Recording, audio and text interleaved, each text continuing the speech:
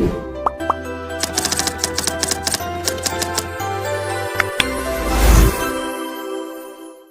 Student, आज हम लोग क्या ना 2021 का ऐसे 1 जो इम्तिहान हुआ था उसके जो क्वेश्चन है उर्दू क्वेश्चन, उसके बारे में हम लोग डिस्कस करेंगे। इस क्वेश्चन को अगर अच्छी तरह से देख लो, समझ जाओ, तो आने वाला इम्तिहान जो 2022 में ऐसे 1 है, तो इससे बहुत सारे क्वेश्चन जो है ना आएगा, और इससे रिलेटेड क्वेश्चन जो है ना वो भी इसमें आएगा। इसको अच्छी तरह से पहले समझने की कोशिश करो। ये 2021 का ऐसे 1 इम्तिहान का क्वेश्चन है, इसको हम लोग देखेंगे। ठीक है, चलिए शुरू करते हैं। पहला क्वेश्चन देखिए, हमारी पैदाइशी हक क्या है? हम लोग जो पैदा होते हैं वो हमारे हक में क्या है? ऑप्शन देखिए, आज़ादी लिखा हुआ है, गुलामी लिखा हुआ है, ऐश परस्ती और खेल कूद। तो कौन सी चीज़ जो हमारी पैदाइशी का हक है? तो वो क्या है ना, आज़ादी जो हमारी पैदाइशी हक है। और ये टॉपिक जो क्लास 10th का उर्दू आज़ादी, हमारी आज़ादी से इसको लिया गया है। तो आज़ादी हमारी पैदाइशी हक है। ठीक है, तो ऑप्शन नंबर ए इसका सही जवाब है। ठीक है, नेक्स्ट क्वेश्चन देखिए, बासुर इंसान के ग्रोह को क्या कहते हैं? बासुर इंसान के ग्रोह को क्या कहते हैं? देखिए, ग्रोह का मतलब क्या है? एक तो दल। तो जब अलग अलग कौम, अलग अलग धर्म के लोग एक साथ में रहते हैं, तो वहाँ पर उसे क्या पैदा होती है ना, क्या कहते हैं उसे?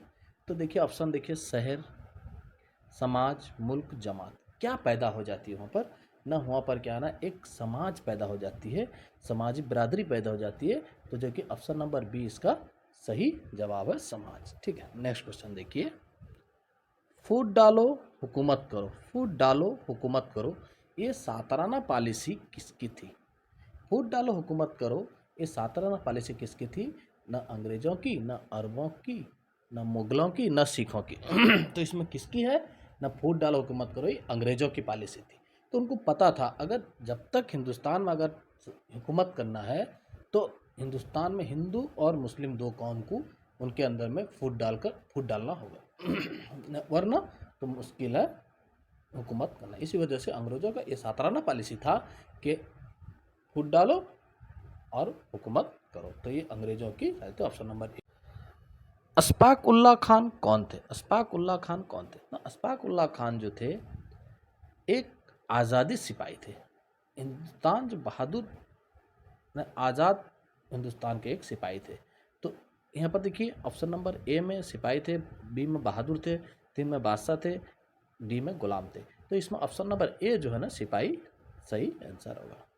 लक्ष्मीबाई ने कहाँ से जंग लड़ी? लक्ष्मीबाई ने कहाँ से जंग लड़ी? देखिए, अब देखेंगे, दहली से बहादुर शाह जफर ने जंग लड़ी थी, झांसी से लक्ष्मीबाई ने जंग लड़ी थी, बंगाल से सिराजुद्दौला ने जंग लड़ा था, मैसूर से टीपू सुल्तान। तो अब देखिए लक्ष्मीबाई कहाँ से ना? झांसी से। सही answer B, option number B इसका सही जवाब। नेक्स्ट क्वेश्चन देखिए, अंग्रेजी हुकूमत के आखिरी गवर्नर जनरल कौन थे? अंग्रेजी हुकूमत के आखिरी गवर्नर जनरल कौन थे? जो आखिरी गवर्नर थे वो लॉर्ड माउंटबेटन। तो लॉर्ड माउंटबेटन हम लोग हिस्ट्री में ही पढ़ चुके हैं। लॉर्ड माउंटबेटन जो है ना, अंग्रेजों के आखिरी गवर्नर जनरल थे।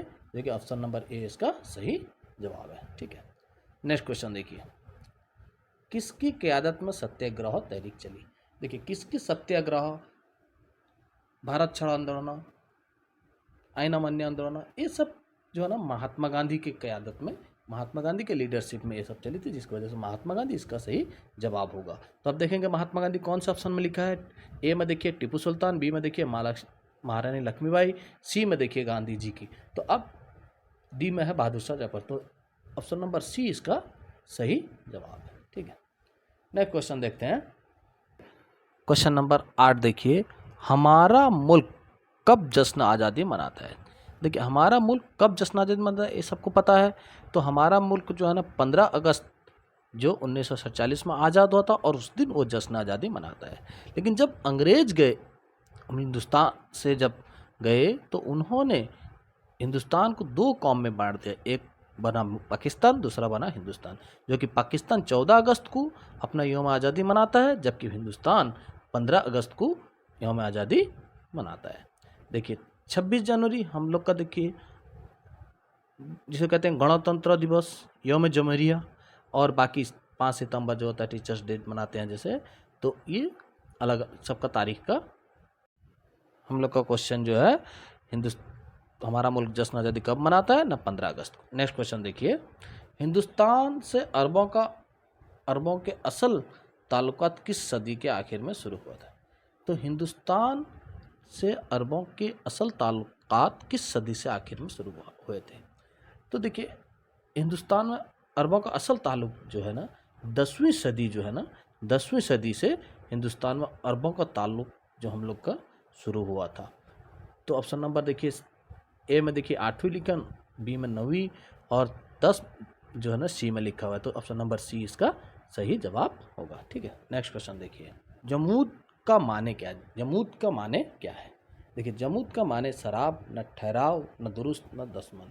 तो जमूद का मतलब होता है जम जाना। ठीक है, जम जाना का मतलब यानी कि ठहर जाना। तो ऑप्शन नंबर बी देखिए लिखा हुआ है ठहराव, यानी कि बी ऑप्शन नंबर सही इसका जवाब है। ठीक है, नेक्स्ट क्वेश्चन देखिए, मजमून हिंदुस्तानी तहजीब अनासर के मुसन्निफ कौन है? ठीक है, तो इसमें मजमून हिंदुस्तानी तहजीब अनासर के मुसन्निफ जो इस किताब में जो है ना सैयद एहतसाम हुसैन ने मजमून तहजीब अनासर के लिखा, ऑप्शन नंबर डी इसका सही जवाब है। लेकिन अब देख कृष्णचंद्र ने इस किताब में क्या लिखा हुआ है ना, आईने के सामने, आईने के सामने। तो नजीर अहमद ने इसमें लिखा है इब्न अलुकत और नोबेल साहब की मुलाकात।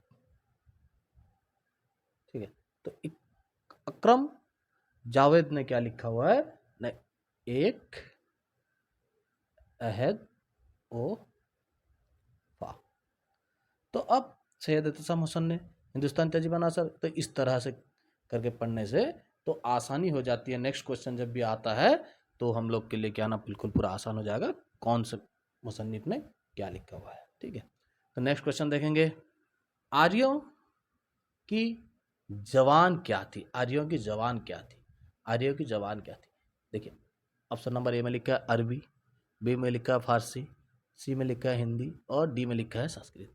तो आर्य जो है ना द्राविड़ियों के बाद आए थे, तो उन लोग का जवान जो ना किस लैंग्वेज में, संस्कृत में बात करते थे, इसलिए उनका जवान जो है ना संस्कृत लोग। नेक्स्ट क्वेश्चन देखिए, हिंदू और मुसलमान के मेल जोल से कौन सी जुबान वजूद में आई? देखिए हिंदू और मुसलमान के मेल जोल से कौन सी जुबान आई? फारसी, ना उर्दू, ना संस्कृत, ना अरबी।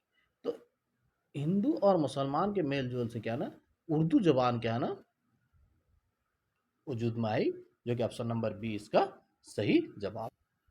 देखिए नेक्स्ट क्वेश्चन, इस्लाम किस मुल्क में रोनुमा हुआ? तो इस्लाम किस मुल्क में रोनुमा, तो हम सबको पता है, तो इस्लाम जो है ना अरब में क्या है ना इस्लाम क्या है ना पैदा हुआ, इस्लाम वहीं से शुरू हुआ। तो इस्लाम किस मुल्क में रोनुमा हुआ? देखिए ऑप्शन लिखा ईरान, बी में लिखा अरब, 3 में लिखा हिंदुस्तान, पाकिस्तान, जो कि अरब, इसका B number option number B इसका सही जवाब है। नेक्स्ट क्वेश्चन देखिए, हजरत नूह अलैहिस्सलाम के बड़े बेटा का नाम, ऑप्शन नंबर ए जो है ना साम, उनके बड़े बेटा का नाम साम था, जो ऑप्शन नंबर ए सही जवाब इसका है। ठीक है, नेक्स्ट क्वेश्चन देखिए, आतिश परस्तों की मजहबी किताब का नाम क्या है? आतिश परस्तों किसे कहते हैं? जो आग को पूजा करते हैं, जो आग की इबादत करते हैं, उनको आतिश परस्त कहते हैं। उनका मजहबी किताब का नाम था ओस्ता। तो देखिए इंजिल, जबूर, ओस्ता, रामायण और बाइबल, तो इसमें क्या है ना ओस्ता इसका सही जवाब है, ऑप्शन नंबर बी इसका सही जवाब है। ठीक है, देखिए नेक्स्ट क्वेश्चन देखिए, आर्या किस जुबान को तरक्की याफ्ता मजहब जुबान समझते थे? आर्या, तो आर्या किस जुबान को, इससे पहले भी क्वेश्चन पढ़ के आए हैं, तो आर्या का जुबान जो थी क्या संस्कृत थी, और उस संस्कृत जुबान को ही ज़्यादा तरक्की याफ्ता समझते थे। तो ऑप्शन नंबर डी इसका सही जवाब होगा। देखिए संस्कृत लिखा ए में उर्दू, बी में फारसी, सी में हिंदी, और सी डी में लिखा है देखिए संस्कृत। नेक्स्ट क्वेश्चन देखिए, गदर किस सन में हुआ था? गदर किस सन में हुआ था? देखिए गदर से मुराद क्या है ना, जो कि आज़ादी, पहली आज़ादी, यानी कि प्रथम सिपाही विद्रोह जिसे कहते हैं, जो कि वो कब हुआ था? तो हमको पता है कि 1857 में जो है ना पहला गदर आज़ादी हुआ था। तो पहला गदर जो है ना 1857 में, देखेंगे ऑप्शन, देखेंगे ऑप्शन ए में देखिए लिखा 1857, देखिए बी में लिखा 1850, 1855, 1853, तो यानी कि ऑप्शन नंबर ए इसका सही जवाब है। ठीक है, नेक्स्ट क्वेश्चन देखिए, अंग्रेज हिंदुस्तान छोड़ के जाते वक्त उस मुल्क को कितने हिस्सों में तकसीम कर दिया? तो इससे पहले मैं कह चुका हूँ, जब अंग्रेज हिंदुस्तान छोड़ के जाते वक्त दो हिस्सों में तकसीम कर दिया, एक था पाकिस्तान, दूसरा हिंदुस्तान बना, तो यानी कि दो। देखिए ऑप्शन नंबर देखिए बी में लिखा है दो, तो ऑप्शन नंबर बी इसका सही जवाब है। ठीक है, नेक्स्ट क्वेश्चन देखिए, तानसेन कौन थे? तानसेन, तानसेन, तानसेन कौन थे? डॉक्टर थे, ना मौसीकार थे, ना संग तराश थे, ना माई तराश। तो तानसेन जो है ना गीत बजाने वाला, यानी कि मौसीकार जो है ना इसका सही जवाब होगा, जो कि ऑप्शन नंबर बी में इसका सही जवाब लिखा हुआ है। ठीक है, नेक्स्ट क्वेश्चन देखते हैं। नेक्स्ट क्वेश्चन देखिए, दरूद उन पर सलाम उन पर के शायर कौन थे? दरूद उन पर सलाम उन पर के शायर कौन है? तो यहाँ पर देखिए ऑप्शन नंबर ए में लिखा हुआ है साजिद, बी में लिखा है करामत, और डी में लिखा हुआ है मंजर। तो इसमें सही जवाब कौन सा है? तो सही जवाब देखिए, तो इसमें दरूद उन पर सलाम उन पर साजिद जो है ना इसका सही ऑप्शन, ऑप्शन नंबर ए इसका सही जवाब है।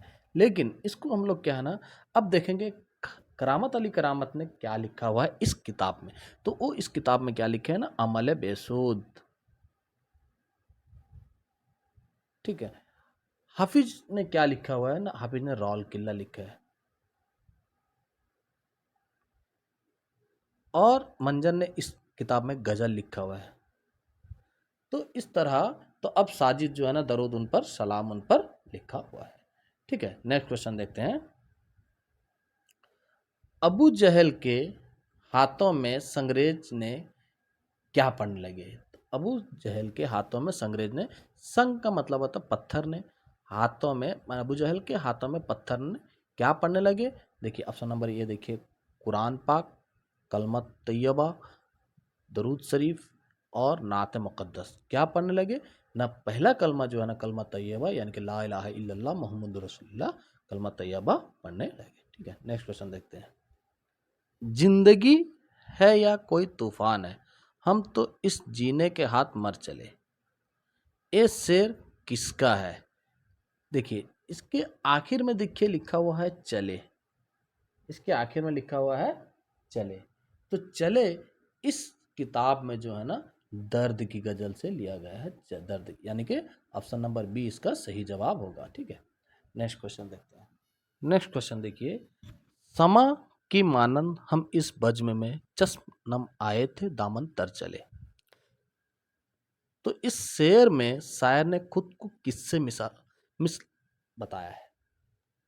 देखिए इस क्वेश्चन में ही आंसर छुपा हुआ है। देखिए, समा के मानन हम इस बज्म में चश्म नम आए थे दामन तर चले, तो इस शेर में शायर ने खुद को किसके मिसल बताया है?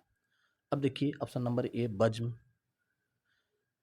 बी चश्म, सी समा, और डी दामन। तो अब क्वेश्चन को देखिए, एक शायर ने खुद को किसके मिसल दिया है?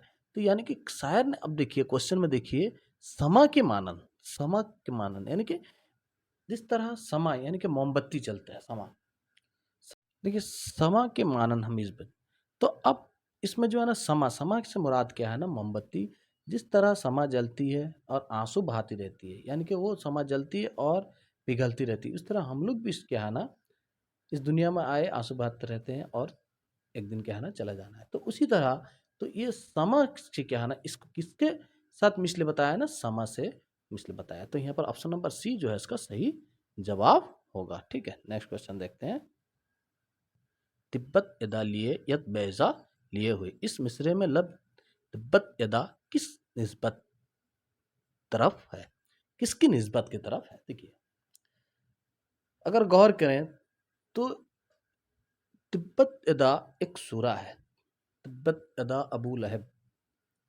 तो तब्बत यदा जो है ना एक सूरा है, और ये सूरा जो है ना अबू लहब के लिए नाजिल हुआ था, जो कि ये सूरा अबू जहल